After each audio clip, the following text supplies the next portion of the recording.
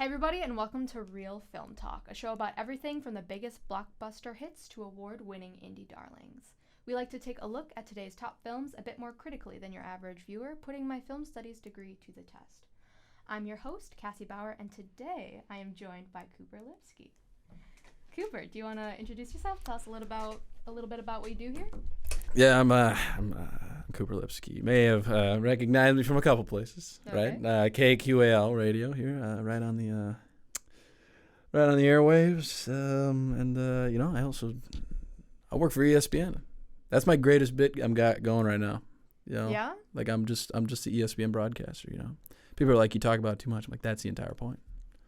Do you... Like I go to grocery stores and they're like, aren't you the guy? I'm like, yeah, no, you're the guy who tried stealing stuff. No, I'm an ESPN broadcaster, all right? Yeah, I knew you knew me. But yeah. What else? I'm a senior. But yeah, the laws of reciprocity, I put you on my podcast. Mm-hmm. And then you come graveling to me. Coop, you got to come on mine. Yeah, you didn't ask me first or anything. No. I'm just kidding. But yeah, it's good to be here. Great. Live studio audience, right? Of the balloon. We have one balloon. But yeah. If anybody wants to put their ear to the door here. Yeah, listen in, tune in. Yeah. I love it. No, it's a good time. Okay. Do you know what we're talking about today? I have an idea. Okay. So today we are talking about A Man with Style. His films are bright, perky, and colorful, but always have a heart at their center. He's one of the greatest living auteurs working today, filling his films with personality and a signature look. Earlier this year, he released his 11th feature to date, Asteroid City, which received high praise from critics and audiences alike. But his most recent project is a collection of short films adapted from the work of Roald Dahl. Notable among this collection is the wonderful story of Henry Sugar. If you haven't figured out who we're talking about yet, we of course are talking about Wes Anderson. So, Cooper, are you ready? Yes. Okay. Yes. And I've heard of Mr. Wes Anderson. Yes. Okay, Cooper. So, what is your take on Wes Anderson? Do you like him? Share your thoughts. Yeah, I mean, I'm a fan of his. Like specifically, like his more early stuff, But as he's kind of gotten bigger, I feel like it's kind of, I feel like it's gone away from like a lot of like his original stuff, in the sense, yeah. I mean, what's the selling point of them movies, right? It's that it's like, oh, look at how eccentric this stuff is, right? It's everything is symmetrical, it's centered, it's composed well, it's bright, So I think now he leans more into it, And then sometimes those casts, I think they're just too big. You know? Like it's like The French Dispatch. That movie's huge. Yeah. It had all them great actors in it, and at the same time, I'm sitting there thinking like, what made his early movies great, right? Owen Wilson, Luke Wilson, the third Wilson, right? There was a third Wilson? Yeah, there's a third Wilson. Oh. Yeah, he's in it. Because it's what it kind of was. It was just like here's like the main actor, and then here's like a bunch of like mid-level actors you may have seen before, but like, it's like that you definitely tell that they put, like who's getting paid more than who, right? But then it's like you see these like smaller actors like just kind of like blow up in these movies, right? Mm-hmm. Like in the Grand Budapest, right? The little the guy who plays Zero, right? The little bellhop. Tony Revel, something like that. But yeah, it's like before that I didn't know who he was, and that movie comes out, I'm like, yes. Kid killed it, dude. Yeah. Ralph Fiennes. Yeah. That dude's the best. I love him. I think he's like, because, he's in the one that we're going to talk about later. Yeah. But like, when you think about like directors and actors, right? It's like Scorsese and De Niro, Mm-hmm. But then it's like, I think Anderson and Ralph Fiennes. Yeah. I love those guys. I think all of their projects are really good together. I really like Ralph Fiennes as an actor a lot. Yeah. In Bruges. I love that one. Yeah. That's pretty good. Mm-hmm. But what other ones? Let's just pull up the letterbox. Let's just find his movies. Whipping out Letterboxd already. I love it. Dude, man, I'm a big movie guy. Cooper really is. I love watching movies because I have too much free time. You have too much free time. Too much free time, But yeah, Ralph Fiennes, dude. He's also in Harry Potter, ain't he? I was gonna say he is Voldemort. He's Voldemort. Now I have I'm gonna get a lot of flack for this, but I have not seen all them Harry Potter movies. That is kind of a crime on this podcast, unfortunately. Yeah. Okay. But yeah, Schindler's List. Yeah. Yeah, that's a good one. He's also in Hail Caesar. Oh, Hail Caesar! What a movie. I thought that was funny, because he's doing the would that it was so simple, and then yeah. what's his name? Would that it was so simple. Would that it was so simple. No, just say it like this. I'm really trying, sir. But yeah, that's Coen Brothers, right? Yeah. Before they split.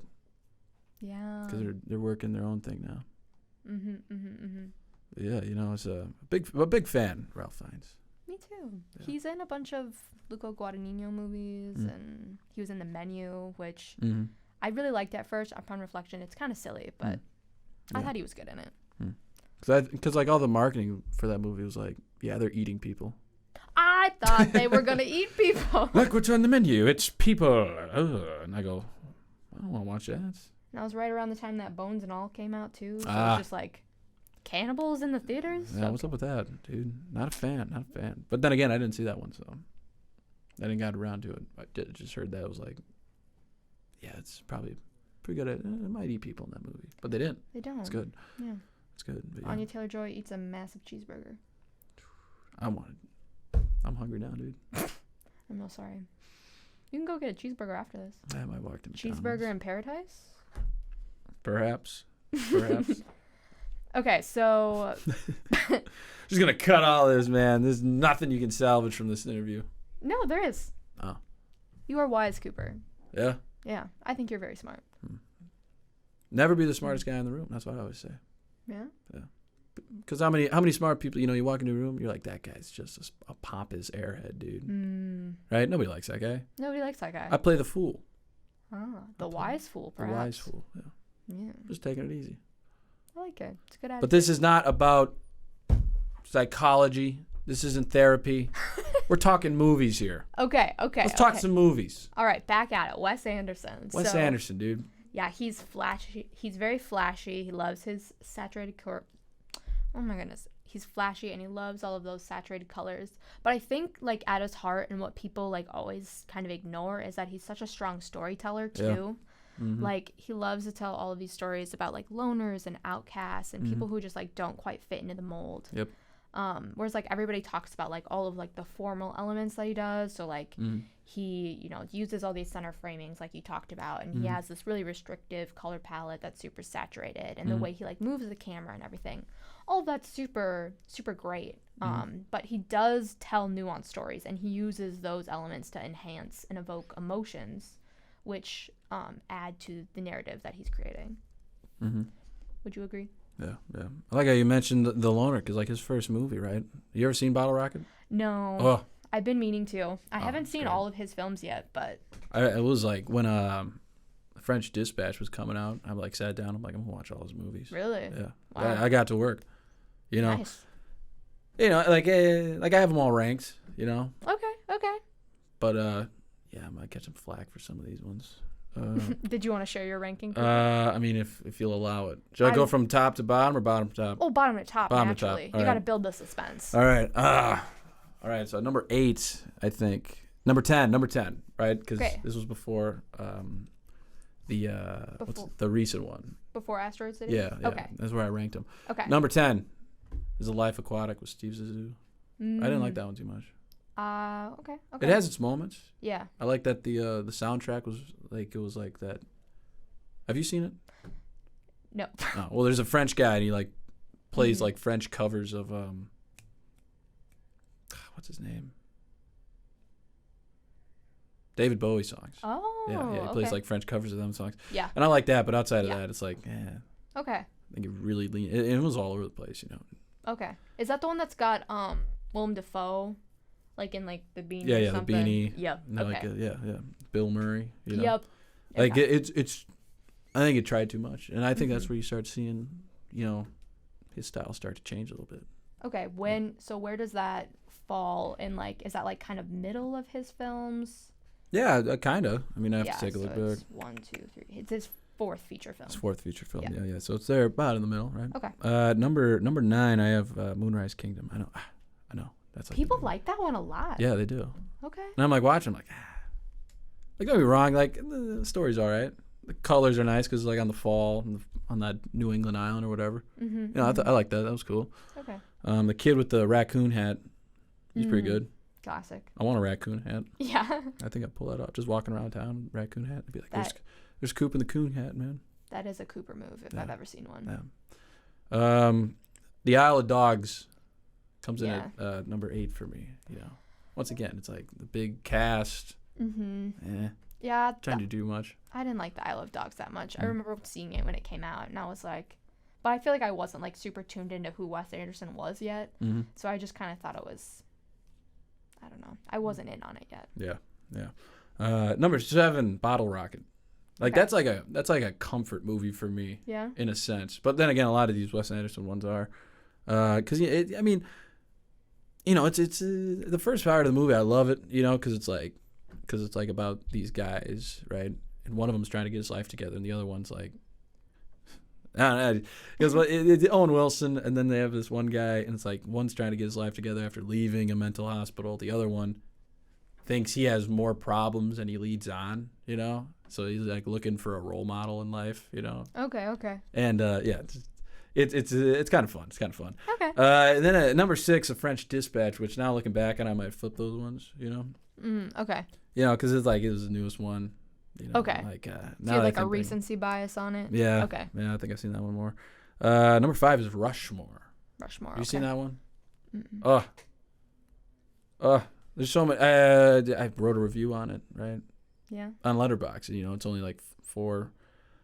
You want me to read it? I would love you for to All right, we gotta take away a swear word. redacted. Okay. Redacted. All right, so here it is. Right, I gave it 4 stars. I liked it. I love it. I go back to it. The ending's sweet. I love it. Okay. But my main review, right? Who knew that a movie about a 15-year-old trying to his teacher could be so heartwarming? It really is. Is that what it's about? Yeah. Oh. It's funny. I love it. Okay, I love it. yeah. It's one of my favorites. And then at number 4, everybody's favorite, right, is The Fantastic Mr. Fox. People love that movie. Yeah. I like that movie a lot. Yeah. Hey. You know, it's kind of like his start to like the stop motion stuff Yeah. and more prevalency. Mm-hmm. And it's a Roald Dahl, right?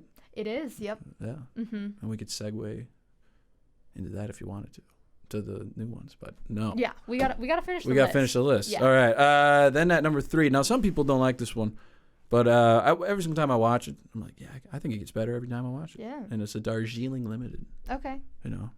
And maybe it's because I grew up with brothers. Okay. You know? Give me a quick plot summary. Real brief. these 3 brothers, they haven't seen each other since their dad's funeral, and then they're like, we got to go see Ma, and she's like she works in a nunnery in India, so they're on a train. Okay. And it's like, yeah, good stuff.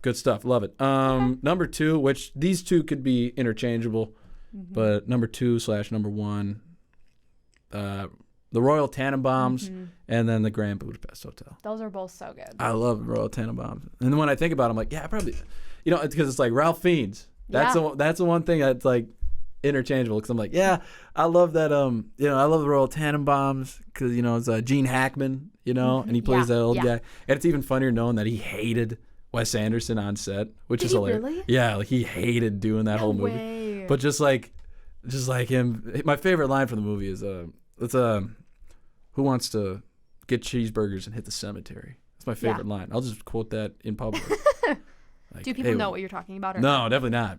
But it's I love it so much. I love that line.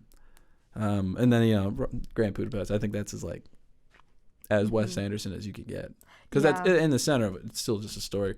You know, it's like for, you know, Ralph Fiennes, his character is just like, he's nothing without the hotel. You know. Yeah. And that's like the style of him and his character, you know. And you know, somebody with a bit more film intellect will be listening and be like, he doesn't know what he's talking about. I think you know what you're talking about. Yeah, but it's just like, you know, it's all open ended, you know. Yeah. And you know, thumbs up for interpretation. Yeah, exactly. You know, and it's like without the hotel, without his style, you know, it's like, who is he? You know. Yeah. I think that's a good question to ask. Watch that movie. This is a great question to ask. I feel like I've seen that, or at least talked about it in several film classes, because it is just such a strong example of like Wes Anderson using like formal elements to tell a story. Like he's got like the color palette, and you can like slice out like a color palette from different scenes. Like the hotel is like these colors, and then like you were saying when they were like escaping and like running around, like it's a different color palette. So we can like talk about that and say like what those colors mean. Yeah. And it's one of my professors, Dr. Schwartz, says she teaches a lot in intro film classes because it's really easy to pick out those elements and still like study them in depthly. But that's a great list. I have seen about half of his films. I didn't think I had seen the Darjeeling Limited. Is that how you say it? The Darjeeling Limited. Darjeeling. That's so fancy. I didn't think I had seen it, but when you're describing it, it sounds really familiar. So yeah, it's got Adrian Brody, Jason Schwartzman, right? That's kind of like his boy, you know, ever since Rushmore. She killed it in Rushmore. It was great, dude. Yeah. That movie's funny. Okay, I'm gonna watch that one next. Oh, that's that. You know, I say it's one of my favorites. Yeah. It's like I can turn it on. Like it's not his best per se. Sure. But like I can turn it on. And I'll be like, yeah, that's a good one. That's a good one. I love it. So we were talking a little bit about like that his style has been so like canonized, I guess. Like people, it's so in depth in the pop culture that people can recognize Wes Anderson's style to the point where like people make like TikToks or there's AI videos mimicking his style. And I feel like right when his film Asteroid City came out, there was so many TikToks. Like day in the life as Wes Anderson, like whatever. So what's your take on like those kind of trends that happened surrounding his style? Well, you know, because it's kind of like it's like you'd hate for people to associate him with just that, you know. It's like, yeah, the style's cool, you know, and it's what grabs the eye, you know. And it's probably what keeps a lot of people, but then you're going to miss the underlying messages, you know. Yeah. The little underlying things about the characters. Like I mentioned, you know, with you know, the Grand Budapest, right? It's like, yeah, it looks cool. You know, it's very, you know, bright, colorful, symmetrical, asymmetrical, you know, and it looks cool, you know, and it's like his style with like the whole camera panning and stuff, you know. Yeah, I love that. But at the same time, it's like that doesn't, if it didn't have, you know, the characters, right? If there wasn't more to it. Yeah, you know. And it's like, yeah, for the TikTok where it's, you know, here's my job at the coffee shop or whatever, you know, but Wes Anderson, you know. It's like, yeah, it looks neat, you know, but it's not going to like, you know, if that was the entire movie, it was just that. I mean, that'd suck. Yeah, that would suck. An hour and a half of just shots, no people. That'd be awful. And that's the thing that's like with trends like this, and I feel like that kind of like lets the public on that like that's all Wes Anderson is. Like, he doesn't have anything more in his films, and I just feel like all of his films just have so much heart behind them, and that he has these really really cool filmmaking techniques, but he says so much with them that nobody seems to realize, I feel. Yeah, 100%, 100%. You know, because it's like I feel like you know, the meetings. You know, they're like, all right, Wes, you're making a movie, huh? We want more of this because this is what the trend is. And he's like, I'll give it to you, but I'm also trying to do my own thing here. You know, I'm trying to do what I've done for the last, you know, 30 years, which is make these movies about, as you said, you know, these outcasts, these people that aren't, you know, like these people that are broken. Like that's a lot of like his movies, like Darjeeling Limited, Royal Tenenbaums, right? It's like all those kids, like they grew up, you know, and now they're not who they are, you know? Yeah. And it's always, it's kind of like some of them, you know, it's kind of like they're doing this to hide something else, right? Like Rushmore, like that's a great example because like he wants to be, because the name of the institution he goes to, right? The school for gifted kids or whatever, you know, it's Rushmore, but he's the worst student there. And he's like, this is all I have. And without this, I'm nothing, you know? So it's kind of like, you know, like the style is cool. But like his earlier films, it's not like as prevalent. It's like not as in your face, you know? And like now that it's gotten to that point and that, you know, people are going to watch Wes Anderson for the style. They're not going to watch for those stories, which is unfortunate. You know, because especially in, you know, to TikTok and whatever, you know. I hate it. I hate these stupid TikToks. I don't understand it, okay? Yeah. because they're just getting rid of all. People are gonna watch. I've already said that. Yeah. They're gonna watch not because of the people. They're gonna watch because it's like, oh, it looks cool. Right. Maybe I can make a TikTok about this. Yeah. Right. It's like that's not what it is. So do you think that those like videos or TikToks are diminishing like what he does? I think so. Yeah. Mm-hmm. Yeah. I'd love to see a TikTok where it's the Wes Anderson style, but like then he just throwing some kid that just sucks. Some loser. Yeah. Yeah, that's but it's the unfortunate thing, but I think that's for any artist. Sure. Like the guy who cut his ear off, Van Gogh? Yeah. Mm-hmm. It's like people are like, man, his style's cool, But there's like so much more. But there's so much more behind why he paints the way he paints, right? Mm-hmm. Maybe. Yeah. Maybe. I think you're onto something for sure. Yeah. I love it. Okay. One Mountain Dew and drowsy medicine, dude. I'm on. No, I'm kidding. Yeah. Okay, so we've talked a lot about Wes Anderson and his films and sort of his style so far. Wes Anderson is kind of what we call an auteur in the film studies world, and he's kind of a really big example of it. So the definition of an auteur is a filmmaker whose personal influence and artistic control over a movie are so great that the filmmaker is regarded as the author of the movie. So an auteur is thought of as like the primary creative force in like a filmmaking production. It's originally a French idea conceived by André Bazin during the French New Wave. And it's kind of perpetuated into modern day. Some people say it's not relevant anymore. Some people are like the death of the author, and films are open for everybody's interpretation. And there's too many people working on a single film for the director to be the sole creative force behind it. But it's still something that we study a lot in film studies because it kind of gives us a good overview of maybe a director's body of work and a way to analyze it. So like I said, Wes Anderson is considered a pretty quintessential auteur that we talk about a lot in my film classes. So I wanted to ask what elements, and we've talked a little bit about this already, but we can go more in depth. What elements do you find consistent across Wes Anderson's work?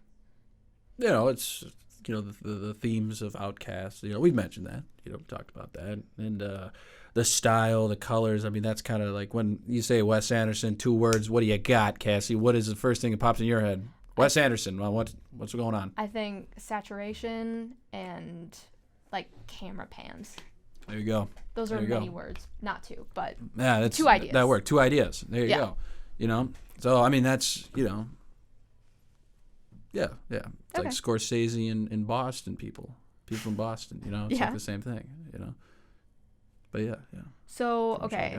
So he's got like the color palette that he uses. He uses like centered framing. Yep. He's often got like more unique positions of his camera where he might like move it in a weird way or have like a character like way in the bottom, like left hand of the screen or something. And he's just some old guy. Yeah. You ever notice that? Yeah. It's always just like an old guy with a mustache. He used to, oh my goodness, I got to find the actor's name, but he's like this little guy from, I think he's like Indian, but like. Okay. I don't know. I'm trying to make it sound so, not make it sound so bad.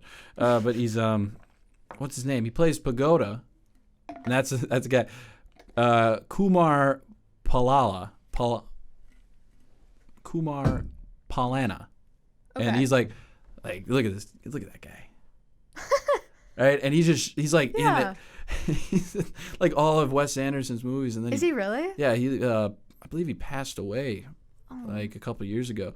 But he's just like the little guy, the little Indian guy, little servant for Tannenbaums. He's oh my goodness, him and he's in Rushmore as a janitor, and he's just like he was like his like it's like that's a Wes Anderson movie. You see Kumar in it, and that's I loved it so much, because he's just standing in like a shot of and every once in a while they'll give him lines, but like in Royal Tannenbaums, he's Pagoda, which is like Royal's like right hand man, Oh yeah. And he was like, he stabbed me in a bar in Calcutta. Who saved you? Well, he did. He's been by my side ever since. And he stabbed me again. It's great. Oh, my favorite. Oh my goodness, I keep saying my favorite scene. You have a lot of favorites. They're pretty good. Yeah. They're pretty good because there's a one where I can't remember the guy's name. shoot. But he's like, go on, Pagoda. Tell him that Royal. Tell everybody the truth about Royal. And he looks at him and he turns back. He goes, he has the cancer. And then he goes, no, he doesn't.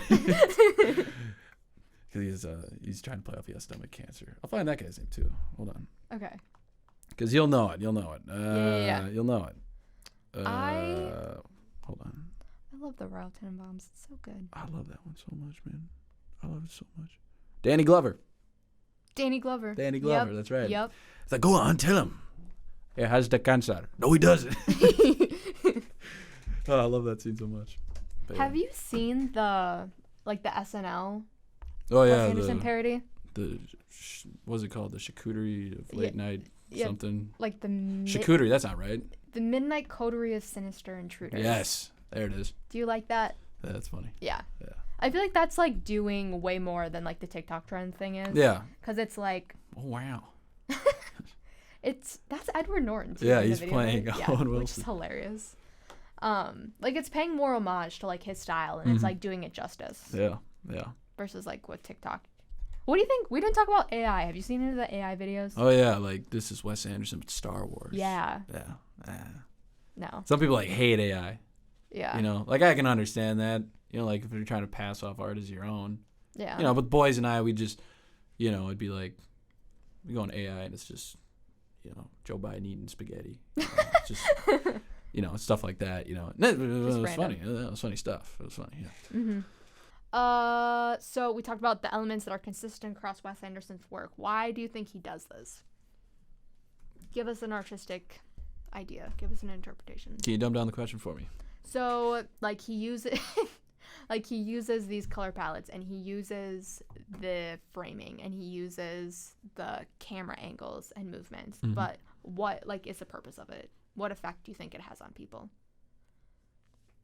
I think, you know, it's you know, what is it, auteur, right? Yeah. I mean, I think, you know, that's just, because back in the day, you know, he's making movies, and he's like, what is going to set me apart? You know? Yeah. And in his earlier movies, it's there, but it's not like as vibrant. It's not as, you know, this and that, you know, that we've talked about. But you know, it's his stamp on it, you know. And it's at this point, it's like, why go away from that, right? Mm-hmm. People are gonna go because they love that, and I think he likes making it like that. So, you know, it's his style. You know, why detract from that? Why go away from that? That's what people like, and that's what he likes doing. Yeah, I think he kind of found his groove with that, and he found a way to set himself apart, like you were saying. And yeah, but I also think, kind of speaking to what you were saying earlier, like it really catches the eye. It gets people in to see his more nuanced stories. So it's kind of like a window for like the average viewer to sort of like be enticed by his work and be like, oh, this is really interesting looking, and then they get to see a more nuanced story that they might not have experienced before. So on one hand, as I have said, right, people are gonna watch it for the style and not the substance, and you're saying perhaps people will watch for the style and partake in indulging in the substance. Yes, they will. That's one way come to look for the at style, but then walk away with like, oh my gosh, that movie changed me. Yeah, I hear that. See, was it nihilistic and optimistic standpoints? Yeah. Right now I'm sitting on the nihilistic, not old peachy Cassie Bauer over there, man. I try to have a positive outlook. I try. We've talked a lot about Wes Anderson's work as a whole, but now I kind of want to dive a little bit more specifically into his latest project, which is a series of Roald Dahl short films based on Roald Dahl short stories. But then the biggest takeaway from this collection was the wonderful story of Henry Sugar. So today I want to talk to you about that as the biggest Wes Anderson fan I know. So Cooper. Me, the biggest Wes Anderson fan. Yeah. And get my brother. Yeah. Yeah, he's a. Yeah, I mean that's like the thing is like my brother Hudson and I, we were like, you see this one? No, all right, and then I'll watch it or I'll show it to him or I'll send him the link or whatever. Anyway, we're talking. Yeah, as the biggest Wes Anderson guy, and I watched it this morning. Yeah. I watched it more because I wanted it So it's fresh on the fresh dome. on the mind. Now, when it comes to like reviewing movies, I say like, yeah, there's the initial review, and then you wait like 3 days, and you're like, okay, maybe I gave that one a bit too much, you know? Yeah. You know, but then, there's some movies that just kind of stick with you. Yeah. You know, like I remember watching Interstellar for the first time. Like, yeah, that one's gonna stick with me. I remember watching Raising Arizona once, and at first I'm like, not a big fan, and now it's my favorite movie. I see you review that, log that on Letterboxd all the time. Oh yeah, dude, I have it on DVD. Yeah. I got it at Barnes and Nobles. Oh, I love that place. Yeah, dude, it's great, and I love that movie. That's my favorite. Your favorite movie? My favorite movie of all time. It's up there with Flubber. But no. Guess what? I'm kidding. No, it's not. I have to watch that movie for my film class, though. I don't watch Flubber. I do. And then the scene where he plays basketball. Yeah. No, I just remember because my grandmother's house, right? She would the VHS tapes, and I can't remember. It was like Bambi or something, and then it'd just be like, now coming to VHS Flubber, and then it's Robin Williams going, "Oh, I've created a thing to help me play basketball and do life." You know, it's like, oh, right on. Do you have a Robin Williams impression in your back pocket? That was it right there. Okay, I'll take it. How do we detract that far, man? That's crazy. But yeah, you wait a couple days to see it, right? Or you wait, you see it, initial review. It's like, I'm sitting there thinking about it, and after just got through most of Asteroid City, and I'm like, that one really just like it never hit for me, because it was like, it's just not feeling once again, he's going too far into it, I think, his own style, and of course, as we said, it's what the people want, so why go away from it, and do you think people influenced him a little too much on Asteroid City? Like it was like, this is what people want, and then he tried to do that, and it wasn't maybe his best version. No, I don't think it was by far. I don't think it was his best. Okay. And then it's like it's a story in a story, in that it's like this is a play. And now this one doesn't, have that. This one being The Wonderful Story of Henry Sugar. Yes. Henry Sugar. I mean, this is. I got done watching. I'm like, this is a Wes Anderson superhero story. That's what it is. That's what it is. That's really what it was. At the end of the day. And I loved it that it was, it was like 5 actors. And like they're doing the whole like move the things, and it made it really neat. And it was very theatrical. Yeah, and it was like, what's his name? Benedict Cumberbatch. Sorry, Benedict Cumberbatch. That wasn't being mean. You cut that. No. Yeah, that's really funny. But yeah, like him in it. Then there was that what's his name, dude? He's like the first guy who couldn't see by closing his eyes. Ben Kingsley, right? That was it was him, and I'm like, man, those two, great. And then like the thing, because it was like those are the 2 big guys, right? Yep. And then they had the guy who played the doctor, right? That one guy, and I can't remember his name either. But like that's the thing. That's like the old school Wes Anderson formula, where it's like, here's a big actor, here's an even bigger actor in Kingsley, right? I would say. And he's going to play like the mentor. He's going to play like the guy showing him the ropes. And then you get this guy who's just like on the outside looking in as the doctor, and then he tells his own story. And he kills it, man. I'm like, that is old school right there. That's old school Wes Anderson. That is up and coming Luke Wilson with James Caan in Bottle Rocket, and then there's the Paraguayan girl. That's old school right there, and that's what I loved about it. Like the style. Yeah, it was there, but it kind of works out more when it's like, here we're doing this live on a stage, right? And they're like pulling things back, and it's coming in, it's looking symmetrical, and it's like when it's looking like that. I mean, yes, that was awesome. That's what I loved, because it's not like it wasn't as, it kind of like plays into it. Yeah. In a way, like it's not like Asteroid City where it's like, this is the entire setting right here, But like here, it's like it's ever so changing. It's like everything's hand painted, and I love that. That. It kept it simple, Yeah, I loved like all of like the play-like nature of it all. Like, it's very theatrical. Like you said, with those like rolling set pieces that come in and out, or like walls that like are physically rolled, and you see like a little stage crew guy rolling things. The guy come in, just like take his hair off, put a new wig on him, you know. Yeah, or like hand them a prop. Like that was so fun. And then there'd be like spotlights that would like come on like a certain object, like they would do in a stage play to like put your focus on something, or like on their eyes to like focus there. And then they did all of these really cool like practical effects, like when it's kind of a fantastical story. There is a man who practiced like intense meditation, and he learns to levitate, and how they like portrayed them levitating was with a completely practical effects. It was just a box that was painted. That was painted like the background. Yeah. And it looked it was very like handcrafted, and yeah, it feels like a return back to sort of like an original Wes Anderson, who's really like trying new things and being experimental in his filmmaking, and it just has this like handcrafted nature to it that I think connects more with people than sort of this sort of parodized version of his own work that I think that Asteroid City ended up being.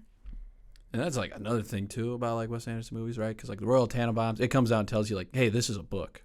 Yeah. You know, like in the first 5 minutes of it, and then like there's the narrator, and he's the author. You know, and then like same for the Grand Budapest, right? You know, it's just like this is a book. This is like just a book that you can watch. Yeah. You know, and that's what I love about it. Yeah. You know, and the Roald Dahl, you know, even Fantastic Mr. Fox, you know. So when he's doing stuff like that, I find it's I would love to get like just the book of the Royal Tenenbaums, you know, because like if you read like if you pause it like when they like the chapters in the Royal Tenenbaums, you know, it actually writes out like what is happening in the scene. That's so cool. Yeah, it's like that is so cool. Because like it'll write it. It's like Royal exits his apartment. And it's like written like a novel, you know. Yeah. So it's I love those. It's like a little Easter egg, if you will, you know. But it's a nice little touch. Yeah. And I love that, you know. I really thought about when watching Henry Sugar about like if I could like find that book, like a PDF of it, because they're essentially like the narrator is like reading this book, reading this story, and like telling it to us. It's like they're reading the book, but it's a really vivid, lively telling of it. Which is exactly what you were saying. Like his movies feel like just these stories that are often adapted from books. And I also really like that about him. Yeah. I think when when he's telling it, like it just comes out and says like this is, it's very much so. I'm Wes Anderson, the author. I'm not the director, right? I like that a little bit more, you know. And you don't see that in. Maybe I'm wrong, but you don't really see that in Isle of Dogs or in the. Sure. You know, in his like most recent movies, you know. French Dispatch. Yeah, French Dispatch. It's like here's 3 stories, but it's not like I'm writing this like as a novel. Yeah. You know. Yeah. And I think that's where maybe he's changed. Maybe he's changed. That's just me. That's a great insight. Yeah. I think that's really good. What did you think of like I call it like a Russian nesting doll kind of plot, because it's like you have Roald Dahl himself, and he's like being like, this is the story of Henry Sugar, and then Henry Sugar takes over, and he's like talking and narrating his own life, and then he like picks up another book, and then you get the narrator of that book take over, and then you have like Ben Kingsley take over and tell his story within that book. So it's kind of like these different levels of narration and like storytelling. What did you make of that? I mean, I thought it was, it's, everybody talks about, it's like when it comes to like you say Coop, this is like total like you just scrolling on Instagram and seeing Quentin Tarantino talk, but it's like, because what was his thing when he made Pulp Fiction? It was like, you can like, he's like, I read books, he's like, I read books and we jump around all sorts of places. You can start wherever you want, and he talks, like that. That's my impression. That was good. And he's saying like you can start anywhere in the story, because that's what they do in novels all the time, and I haven't read enough novels, to know, what he's talking about, but you get the idea, so it's like, but I mean this one's very much more linear, it's because like author, and then it's Cumberbatch, and then it's the doctor, and then it goes to him, right? Kingsley, and then it's back to doctor, back to, it's very sequential in a sense, and I like that, I like that. And it's like it sets it up as this. It's like, why does this matter? Yeah. Because like he picks up the book, Mr. Sugar. He picks up the book and he starts reading. He's like, it works. It works very fluidly too. Because I'm sitting there watching. I'm like, I mean, it kept my attention the whole time. Some movies, it's like, oh well, you get halfway through and it's like, it's losing me. Mm-hmm. But this one, I mean, it was like grab held. I was like, yes, this is what's up. Yeah, I think he definitely did a lot in those. What was it, like 40 minutes? Yeah. There's films about 40 minutes. He does so much different storytelling. Like he has sort of that framework of this like story within a story. Mm-hmm. But then you get lots of cool formal elements like we've been talking about. I mean, there is a really gorgeous color palette, and the lighting shifts so much. Like it definitely feels like a stage where it's like they put gels over the lights or something, because suddenly everything's super blue or suddenly everything's super, I don't know, like orange. And then you have things with like the aspect ratio changing. Like most of it is in this like television standard like 3:4 aspect ratio. I would think. I'm pretty sure. But then the aspect ratio like moves across a widescreen TV. Like it's not just in the center. It'll go to one side or the other, which I thought was really cool. And I feel like I haven't seen films do as much. Or they'll do like an iris, like a circle. Yeah. So he plays with all of these different formal elements as well as a different narrative structure and really cool mise-en-scène. Yeah. Super fun. Yeah. I always kind of like that about his movies, where it's like if he wants to tell this particular part of the story, right? He'll he'll change the aspect ratio. Like he's like, well, here, let's take a look at what the TV has to say, and then it's like a little small screen TV, and it's really just a little square, Yeah. It's in black and white. Yeah. Yeah, I love that, and it's also just symmetrical in there too. Yeah.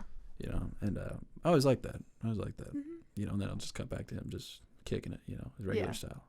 It definitely sets him apart and makes his films more compelling. Mm-hmm. I think you're so right that it definitely it makes him almost desirable to watch because his style is so unique and so recognizable that people keep coming back to it. It's like you watch movies like, yeah, that's him. Mm-hmm. That's him, man. So, Cooper, give me some final thoughts about Wes Anderson and his latest film, The Wonderful Story of Henry Sugar. I loved it. I would probably rewatch it again. If it came out on VHS, I would buy it. On VHS? On VHS. Are you a big, like... No, I don't own a VHS player. But you just want I miss VHS. Yeah. Just like sitting at Grandma's house. VHS That's what I miss the most. Plus those boxes look cool. Mm-hmm. You don't get that anymore. Some people collect VHS tapes. I know. They're like about the old school mediums. Because now it's like, here, let's throw all this stuff on the cover, like on the movie poster. Yeah. It's a really good movie poster? Jurassic Park. Why? Because it's just a logo. It's simple. Yeah. That's all you got to know. Like, hey, dinosaurs, man. That doesn't pique your interest? Jurassic and Park? What? What could that be?